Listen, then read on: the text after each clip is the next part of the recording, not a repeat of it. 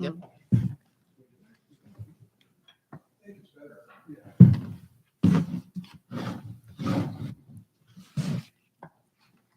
Okay, I am calling to order our Board of Zoning Appeals, and we will start this evening with an invocation.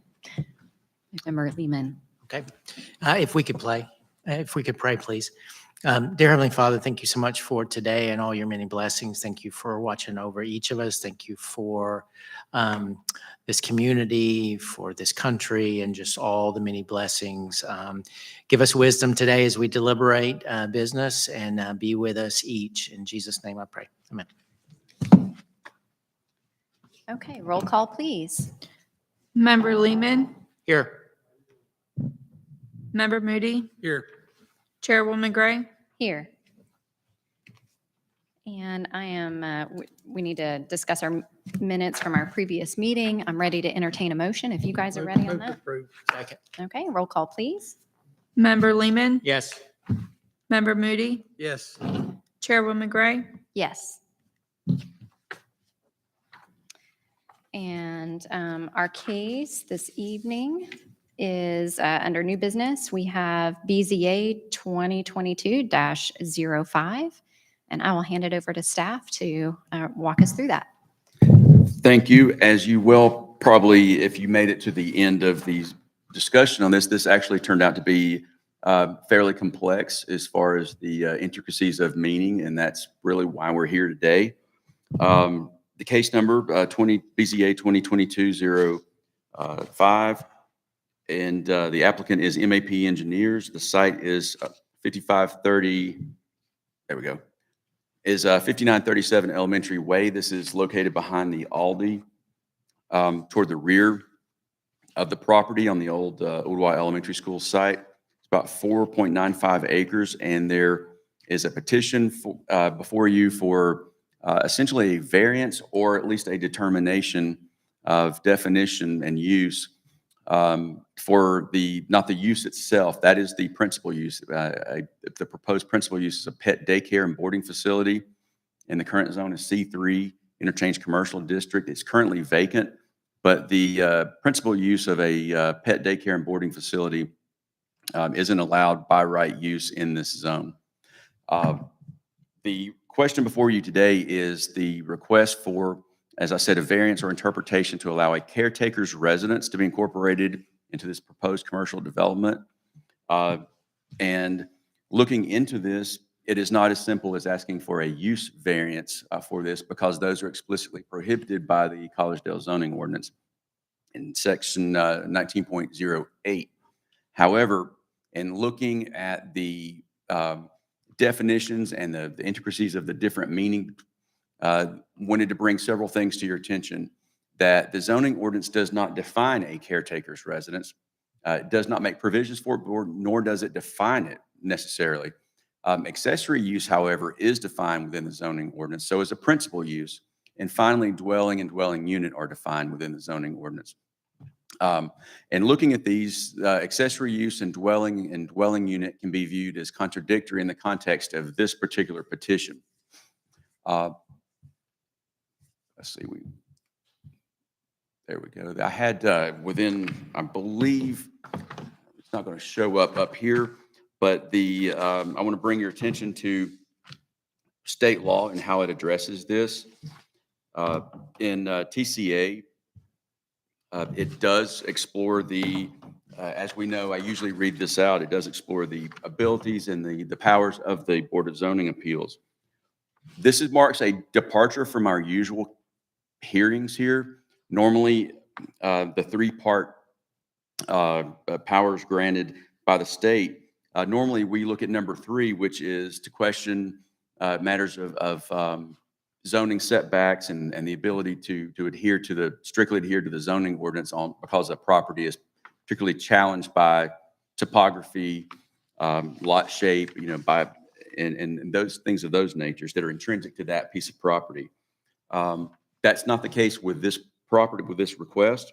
However, state law also grants you two other powers, and that is to hear and decide where it is alleged by an appellant that there's an error in any order, requirement, permit, decision, or refusal made by the municipal building commissioner or any other administrative official in carrying out the enforcement of any provision of any ordinance pursuant to this.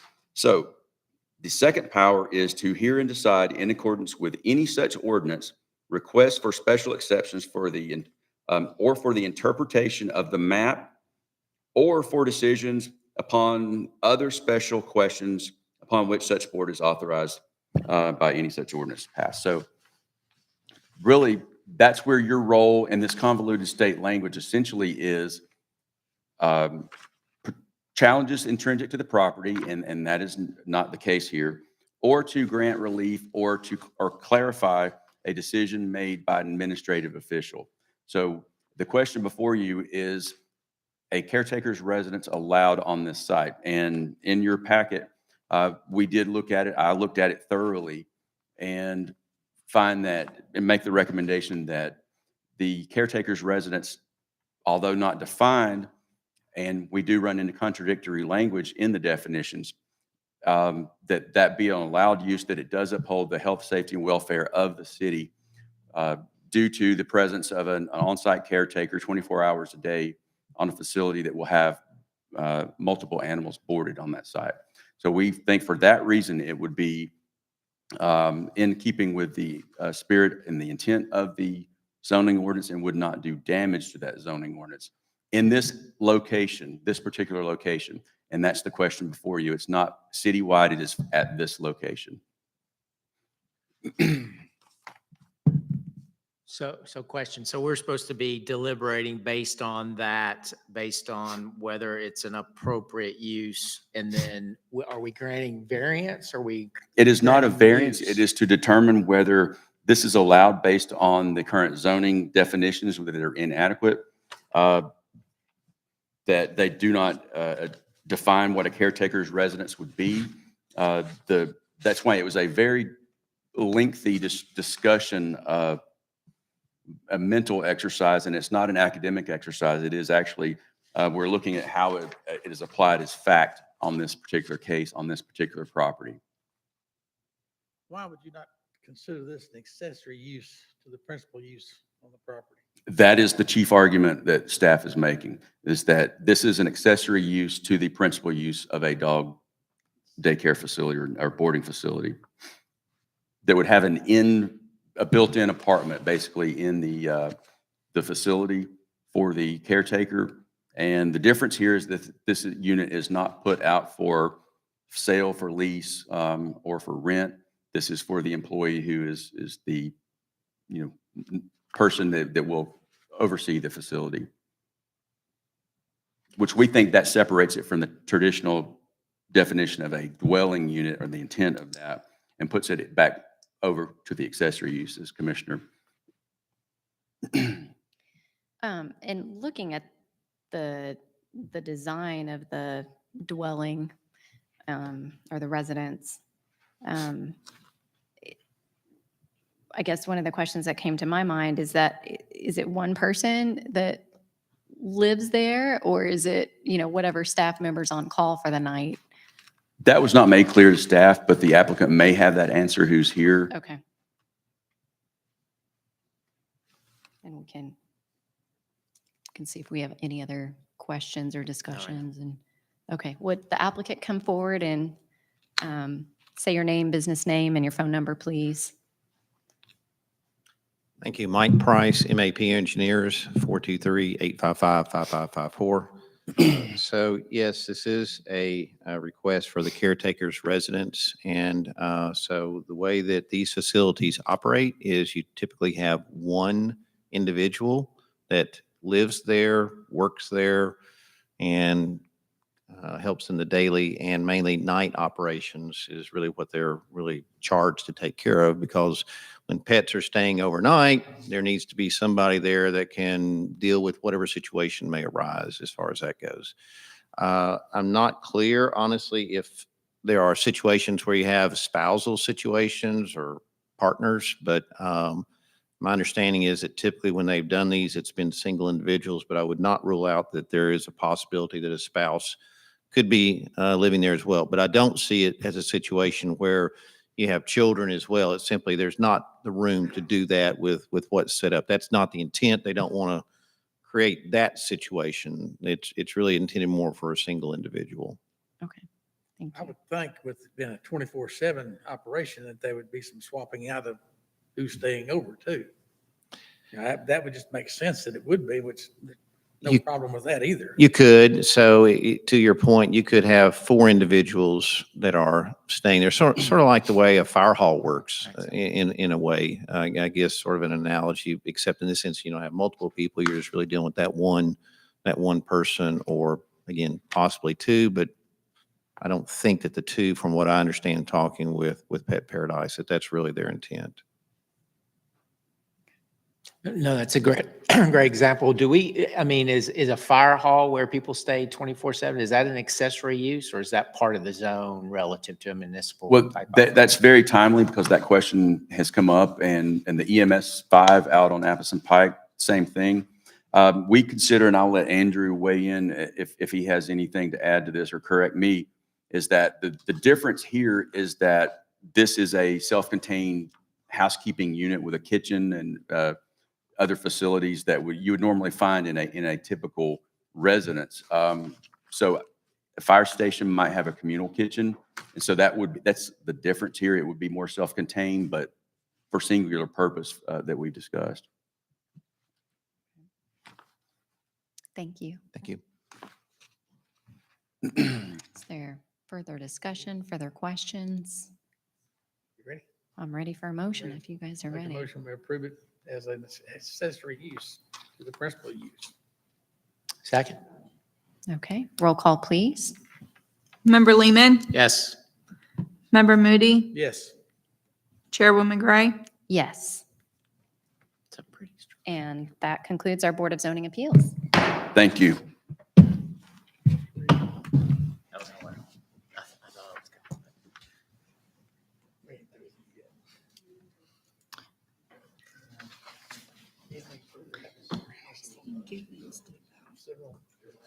Yeah, he was here. No, he took down a bunch of it. Well, yeah, I think you told, did you tell me that?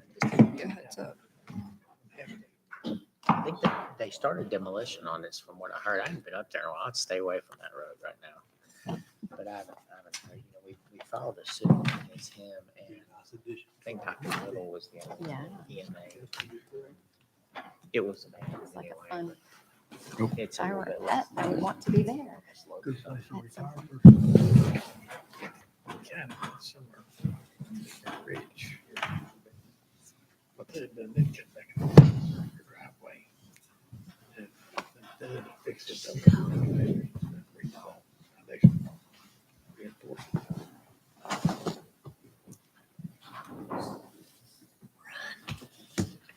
Thank you, guys.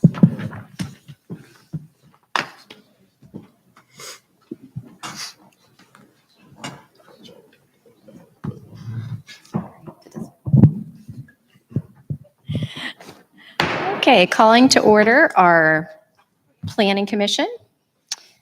Roll call, please. Mayor Lamb, Here. Commissioner Garber, Here. Member Friesen, Here. Member Lehman, Here. Member Moody, Here. Vice Chairman Givens, Here. Chairwoman Gray. Here. And our next item is our minutes from our last meeting. Ready to entertain a motion on that, whoever's ready. I'll move to approve. Second. Second. Roll call, please. Mayor Lamb, Yay. Commissioner Garber, Yes. Member Friesen, Yes. Member Lehman, Yes. Member Moody, Yes. Vice Chairman Givens, Yes. Chairwoman Gray. Yes. Okay, our new business this evening is a zoning case. It's case number 2022-01, Udawa Ringgold case, and I'll pass it to staff. Thank you. The case before you is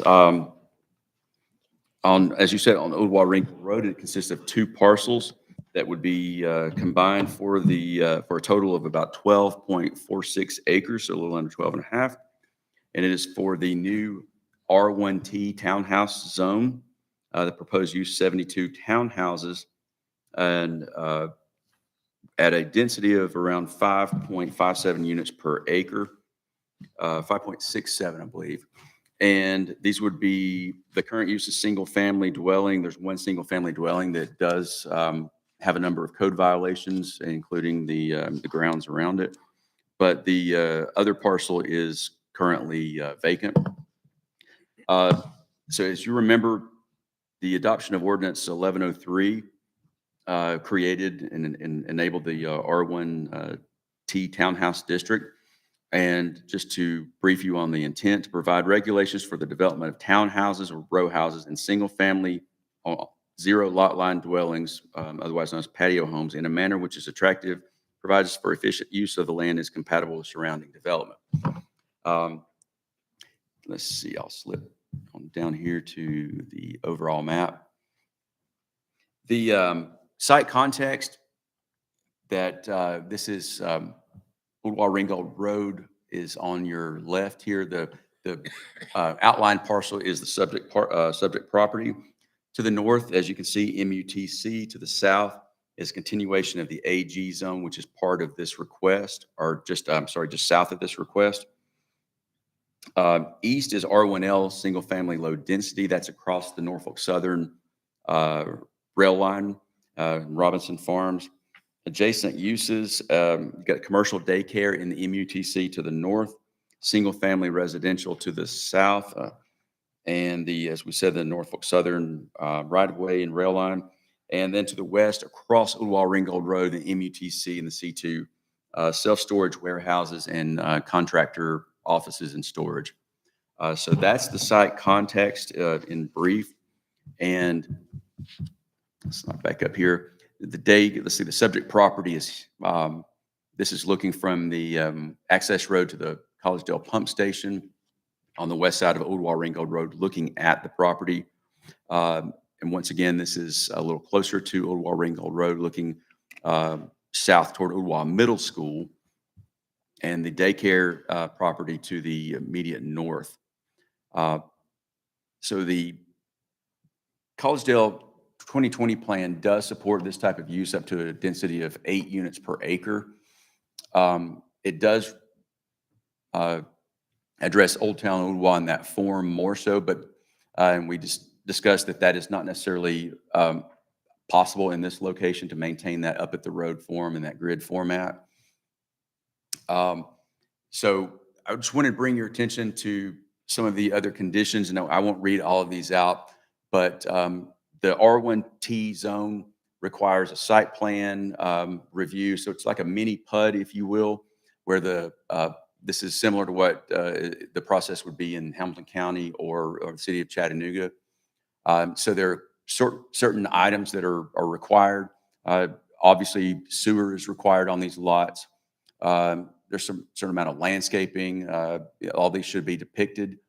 And so I want to move down to the recommendation, and the rest of this is in your packet, is that based on the site itself, the staff does recommend approval subject to certain conditions.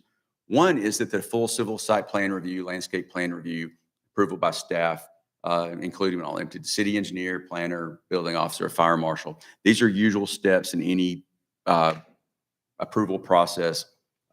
So that is one condition that has to be met before the project can continue. But like I said, these are normal steps. They're just laid out as conditions so that they're known by everyone on the board and, of course, the applicant and staff. Of course, also to approve connection to the City of Collegedale sewer system, TDOT review and approval of ingress and egress, since Old Walringle Road is a state route. Density shall not exceed the 5.67 units per acre. The number of lots shall not exceed 72, which is what is proposed. And one of the provisions of the ordinance itself in the text, and it is included here once again as for emphasis, and to show you all, since this is sort of a test case review of this new ordinance, that the units must have rear-loaded garages unless there's a demonstrative existence of barriers to their use. So that's part of the ordinance itself. It's highlighted here, and the applicant has expressed they do not intend to use that, and they provided a statement that they can present to you all. I have a copy. I received it from the engineer last week. And so the other is other typical items with preserving vegetation and landscaping to the greatest extent possible. If the board has any questions, I can entertain that, and the applicant is here today. Kelly, I've got just a couple that come to mind. The 5.67, why is that a condition and not using the max density? That was the request by the applicant. So essentially, if that were amended and were to exceed 5.67, if it's not a condition, it wouldn't come back before you. And it may be in a form that you would not approve at a higher density. Okay. And then It's not impossible. It would just need to come back through this process to raise the density. Okay. And then is the city approving the connection to the sewer system, Yes, then to the adjacent pump station? yes. And that all resides from a responsibility with the city of Collegedale? That is correct. Okay.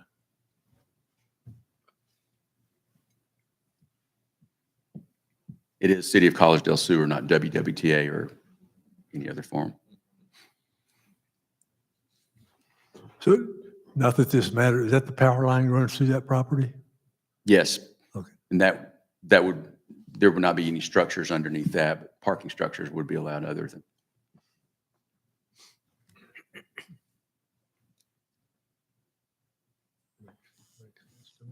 Other questions, other discussion? Kelly, can we see the site plan? So while you're going to that, has there been a traffic study associated with this being added between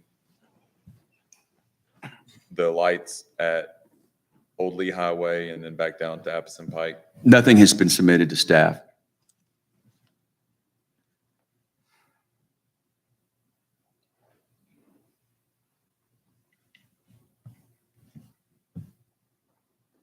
So the green area will be mostly under the High Line wires? Yes, the area between just south of the uppermost cul-de-sac and yes, that represents the power line easement.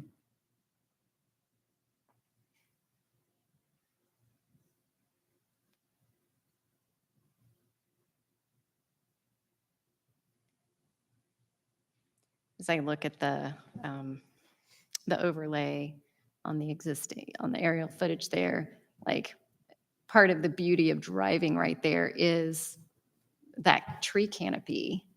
And I'm wondering if there's a way, I mean, I know we have requirements, our landscaping ordinance, but particularly there to the south to somehow, yeah, just as this is rebuilt, to make sure we don't lose some of that natural beauty that we do have there right now.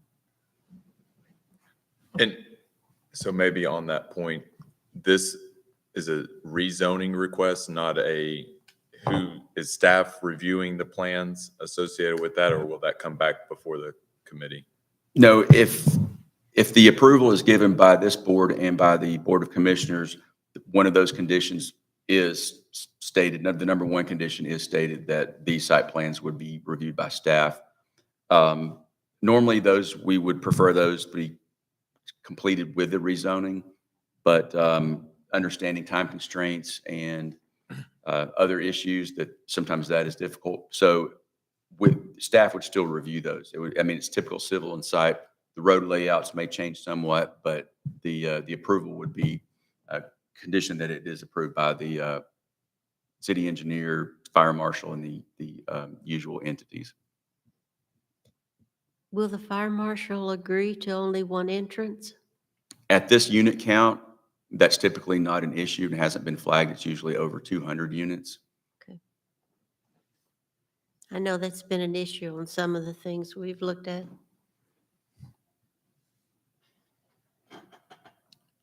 So Kelly, just to make sure again, the 5.6 density is a conditional acceptance as well as the 72 units. Right. That Those- is what's Those create bookends basically to, right. And if the applicant chooses to alter that and finds a way to do that, they would be able to come before this board and ask for the condition to be lifted and amended, or in this case, rather, to whatever density that would be. And if you agree that that was acceptable, then you can make that recommendation to the Board of Commissioners. and that's less dense. Does it still come back if it comes back at 4 units per acre? That Does it is- still come back here? No, it would not. That's just the cap. Perfect. And I anticipate we'll hear from the applicant, but I'm assuming that out of these 8 conditions, I mean, obviously the one you mentioned about the rear loading garages, you mentioned that, but other than that, I'm assuming that the majority of these conditions are acceptable. Right, and From we- the applicant. We would typically not list those conditions because they are, a lot of them are part of the ordinance itself. But this being the first application of this zone, we wanted to highlight those things that would still, that the applicant would need to do. And a lot of them, like I've said, are typical They're steps required in anyway. any development. Whether it's a condition or not, they're Right. required, correct? And I think also another item for the committee is that the connectivity within the community, we've asked others to put in sidewalks when there's no sidewalks adjacent to them, et cetera. So that's, again, something I think that needs to be taken into consideration. Sidewalks are required, and the city has in the past and would with this applicant, like in other cases, would work with the applicant as where the most appropriate locations for sidewalks and where they would not be effective. You can see the detention pond there. That south side of the roadway does not, but the north does. Areas, situations like that just are common sense. So, but sidewalks are required otherwise. But just like a also PUD would be. Udall Ringgold Road. Woodwall Ringgold Road, that is a point that is valid, and if that is something, we've hesitated to do that simply because we don't know what TDOT's ultimate plans are through there, but that is a valid point. Could wait a while for that. The entanglements with that are, it's a little more complex being a state right-of-way versus a city-controlled right-of-way. So that's another factor that we've taken into account when looking at where sidewalks are most appropriate and would be most effective. Just keeping that in mind for the families that may be walking to Bidwell Middle School. Something to think I about. mean, and as we look at the entanglement of traffic and having good sidewalks there could really help with some of that as we look at, I mean, this is a high-density residential area going in. I mean, we do have some duplexes and apartments there already.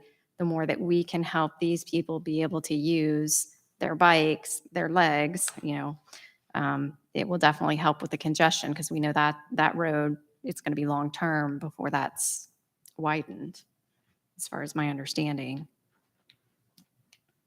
And I think about all these people also hitting Lee Highway, and I don't often hit that at peak times of day, but it's just extremely congested up there, even at non-peak times of day.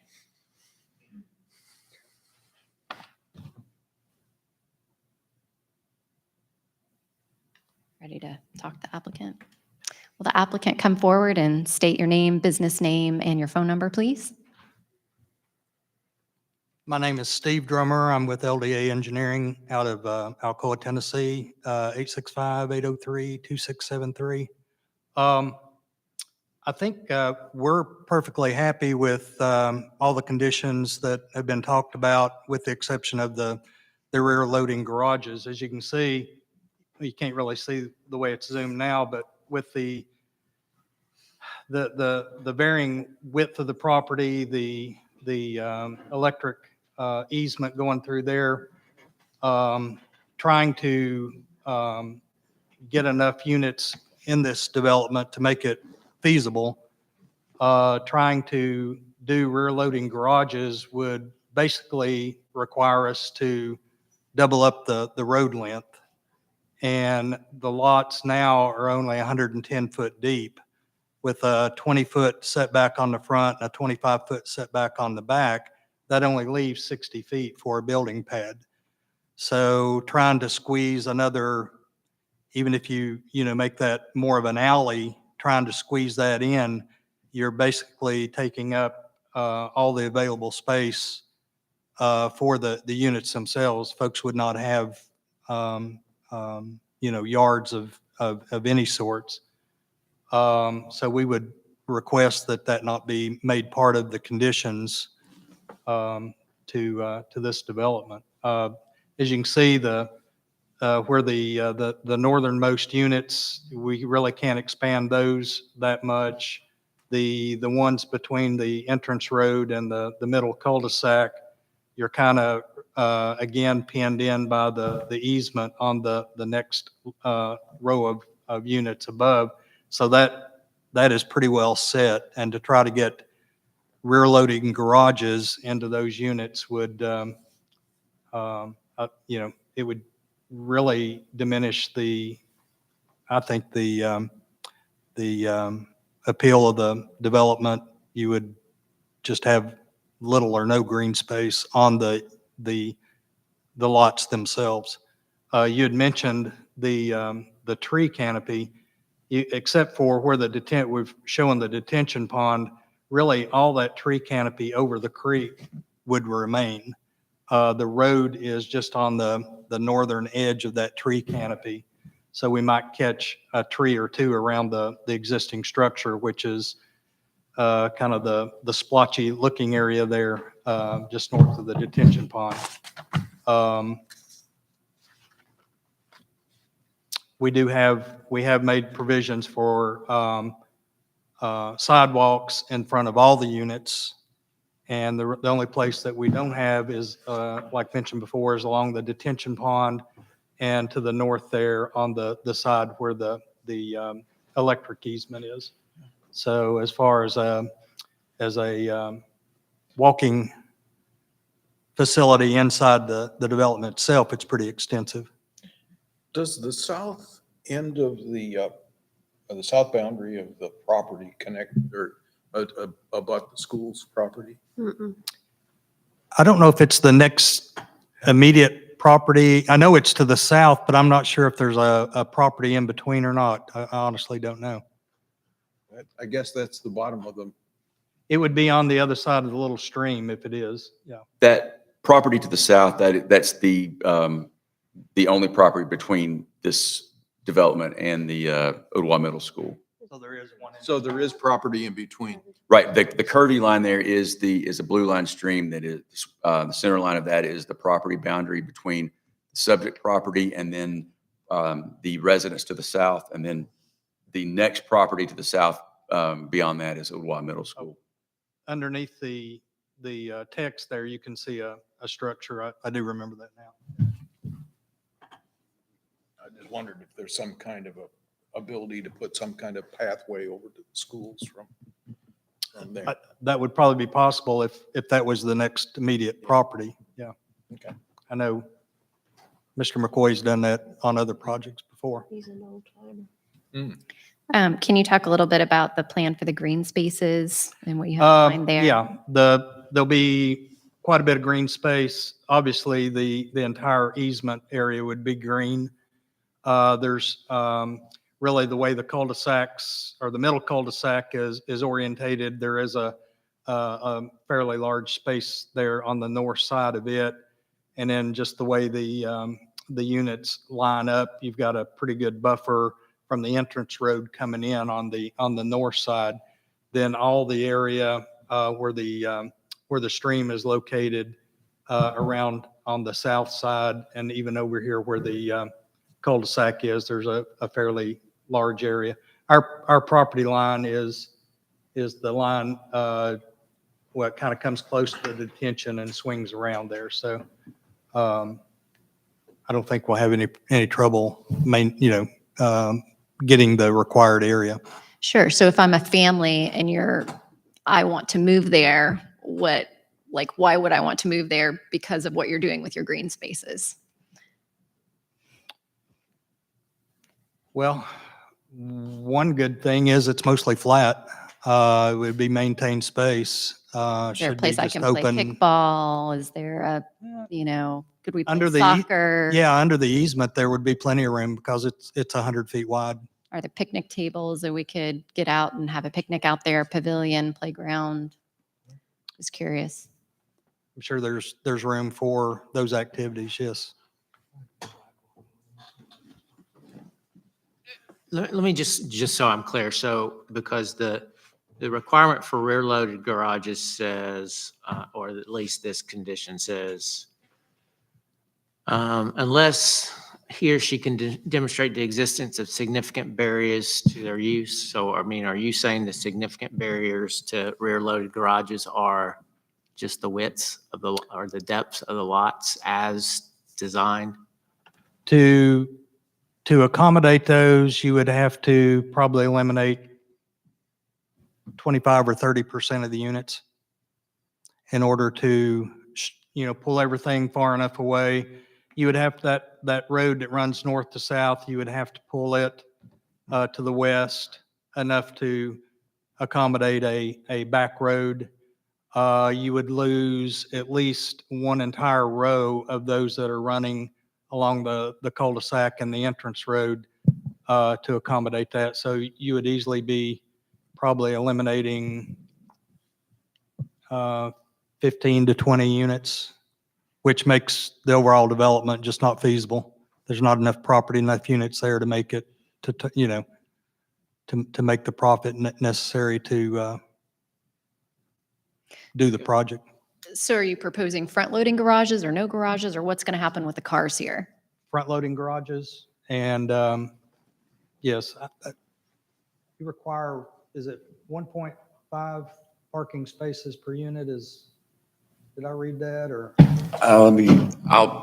Before I quote that, I'll look, that doesn't, typically, that's not a number we typically use. But The units are 24 and 26 feet wide. And what would be the bed bath? Pardon? How many bedrooms, how many bathrooms are you thinking these would be? Three, two. Okay. 3, 2.5, yes.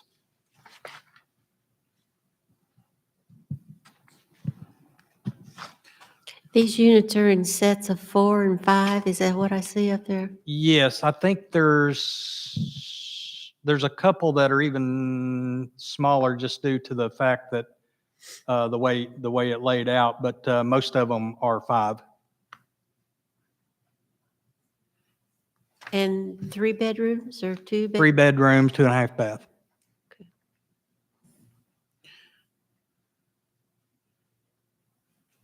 What might somebody be paying for these kinds of units? Are these going to be affordable? Are they going to be mid-range? Are they going to be inexpensive? You could ask.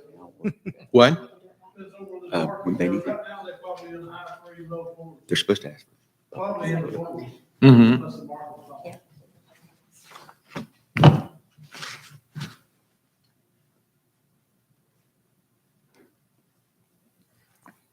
I do believe there is someone from the public in this case that is here interested in this particular proposal. And Kelly, real quick, just from public services that are going to be provided to this, right? Has that been reviewed by Weigh-In and others to assess that, or will that be part of the review? In public services, do you mean utilities specifically, or? Everything that's included? Garbage and so forth? Garbage. trash. Garbage is not normally part of a review, other than that the turning radius would be adequate, and that's normally would be assured by the fire marshal's review. Everything else is part of the site and civil. So at this case, the answer is no, it has not been reviewed, but the second part of that is it will be reviewed, and that's part of the condition number 1. Would these Thank- be similar in character to the ones down at Barnsley? Pardon? Would these units be similar in character to the ones that are under construction down in Barnsley?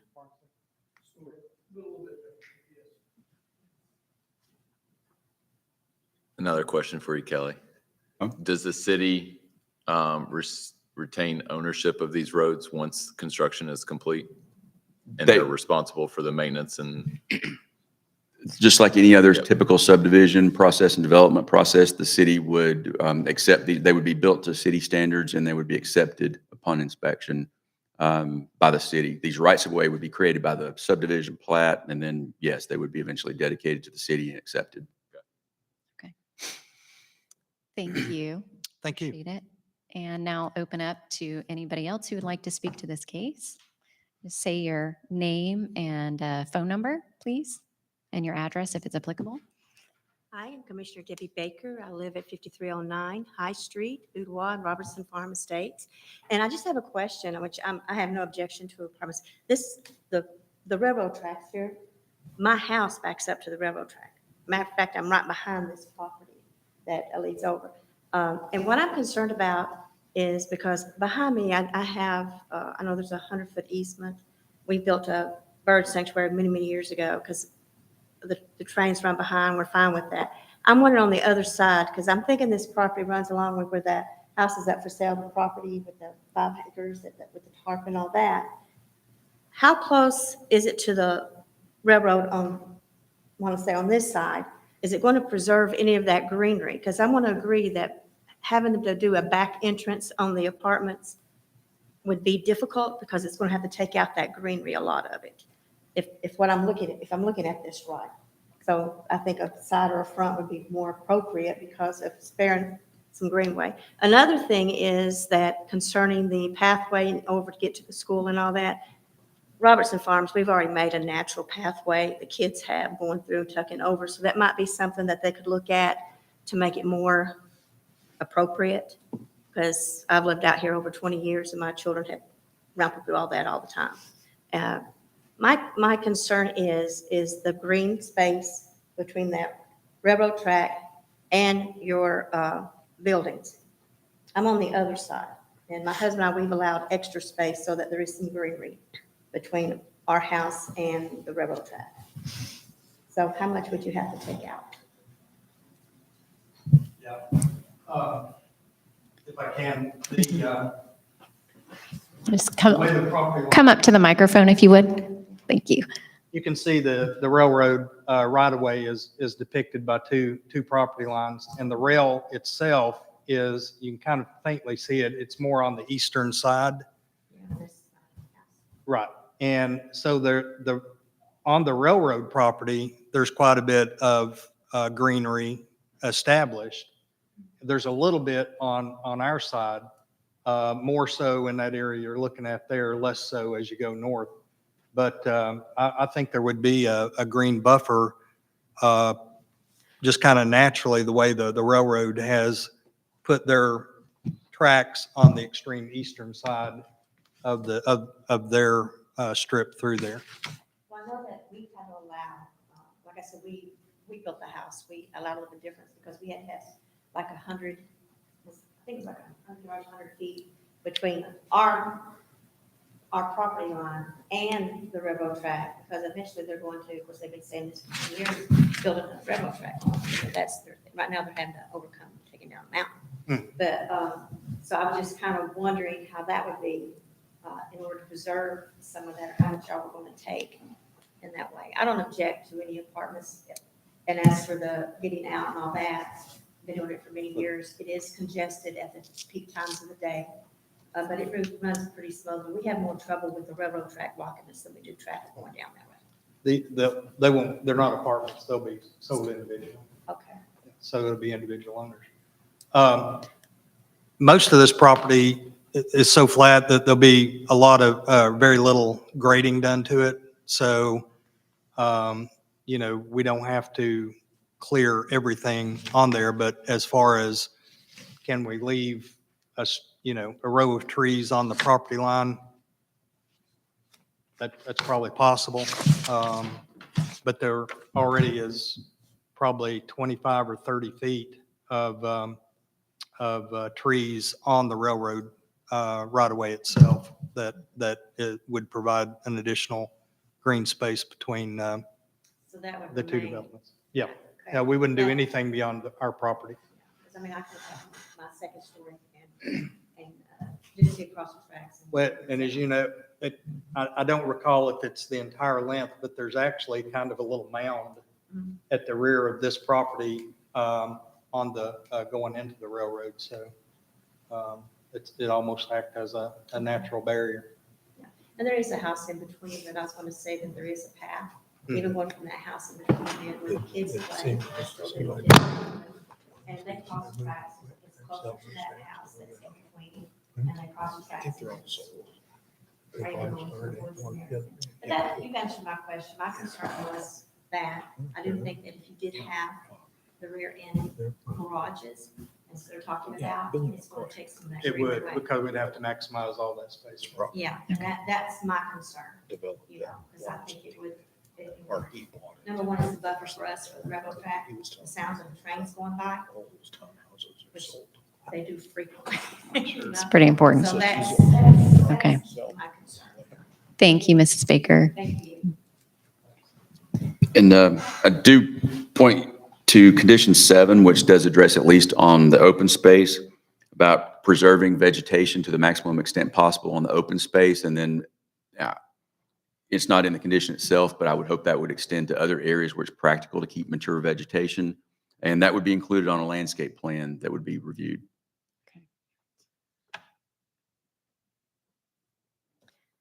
Further discussion? I'm ready to entertain a motion. I'll make a motion in conditions with the 8 conditions laid out in the publication here, that we move to accept the rezoning. Is that, you said accepting Those 7? 8 conditions. Or accepting number 7 or leaving number 7 in, which Number 6. addresses the rear loading. Number 6. Number 6, So make sure I keep that straight for that we would not do rear loading. So we would remove. Removes, yes, Number 6. remove the rear loading.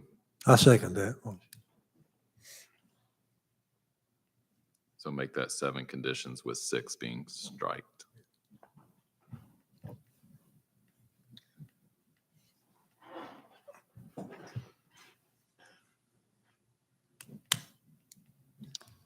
And do we have a second?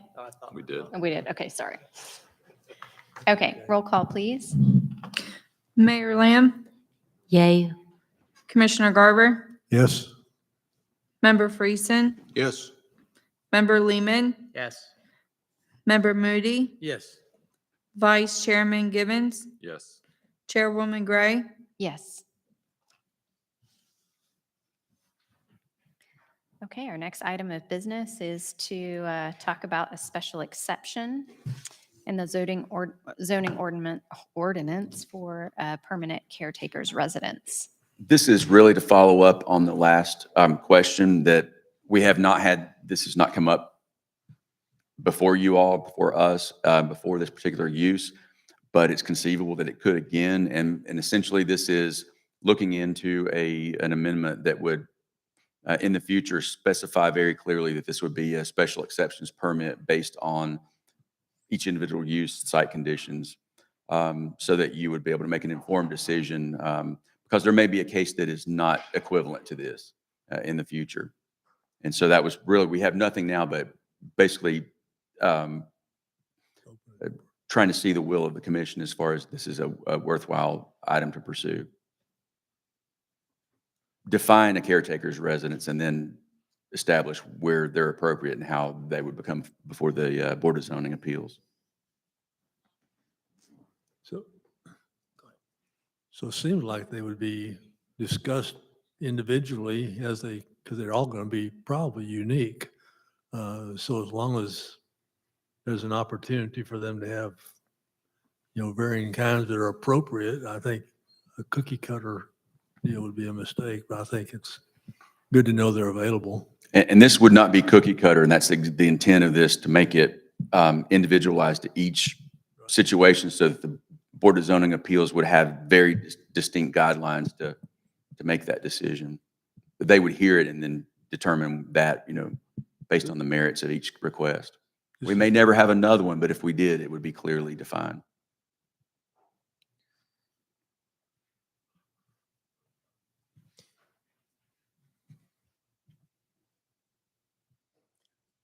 So you're going to bring a written ordinance to us, It the is, commission? it's essentially written now, but after tonight's, I wanted to see how this would be handled tonight to help guide fine tuning the ordinance itself. So it would be ready next month to consider it here in the Planning Commission. So does it change per zone? Ag, reg 1, what? Would really only be in commercial, right? Because Well, it would, for non-residential uses, non-residential zones, because all the others would allow that possibility anyway. So it would be non-residential. It could be C1, C2, C3, MUBC, and industrial. Those would be the primary zones that this would ever come up again. So is that going to be incorporated into the definition, or are we going to just say non-residential? I guess, because we could revisit it if we end up creating other zones, right? Or Right. I mean, that would be added to other non-residential zones as necessary. It would be, because zones are broken out into area standard. Number one, the intent, the district description, the areas, like I said, the area standards, height, setbacks. And then also you have the by right uses that are allowed in that zone. And then beyond that, you have, in most cases, conditional uses that are allowed, which the Board of Zoning Appeals has the authority to grant those additional uses. And they're based on case-by-case, they're a case-by-case basis, so that although it may work in this location, it may not here, and it's up to the applicant to demonstrate why it's appropriate here, and it's for the BZA to determine whether or not there's merit to that. So it provides a mechanism. In this case, there was absolutely none in the C3 zone, and that's a weakness of this zoning ordinance. I almost felt like I wrote a rant as a first part of that description, because we do need to work on our zoning ordinance, and that's something that we intend to do with a third party. It is time consuming, but to have a commercial zone with absolutely no possibility for a conditional use of any sort. Actually, when we looked at C3, I looked at C3, and there was absolutely no possibility. If it wasn't listed, if the use wasn't listed, then technically it would not be allowed, and there was no means to challenge that because it's a different use, and that's explicitly prohibited. So we got into a loop here, and so that's the only way I saw to break that was to examine it in accessory use terms and principal use terms. But that may not work next time. We may need more guidance next time, and I would recommend that we have more guidance next time. is there a precedence in the communities around this, other communities around this that you found?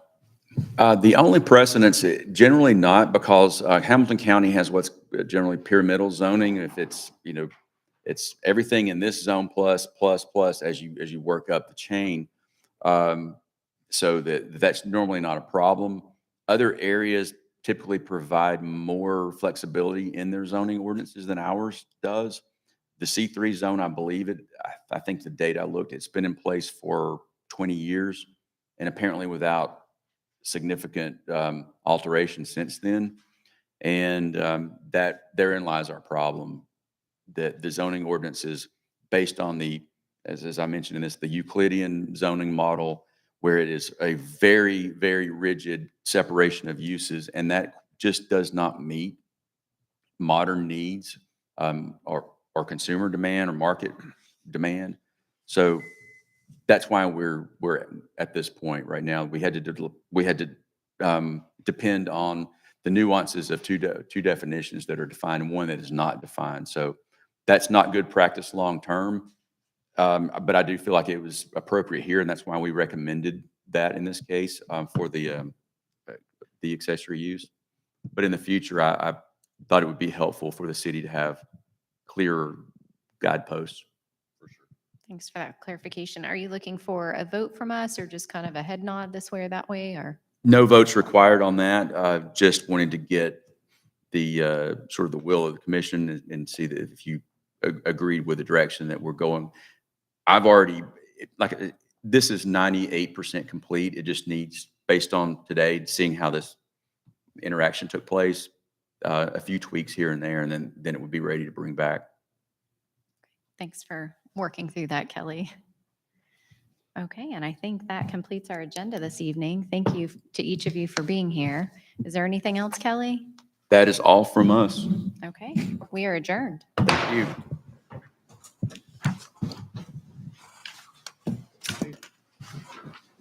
Oh, I do have some things for you to sign.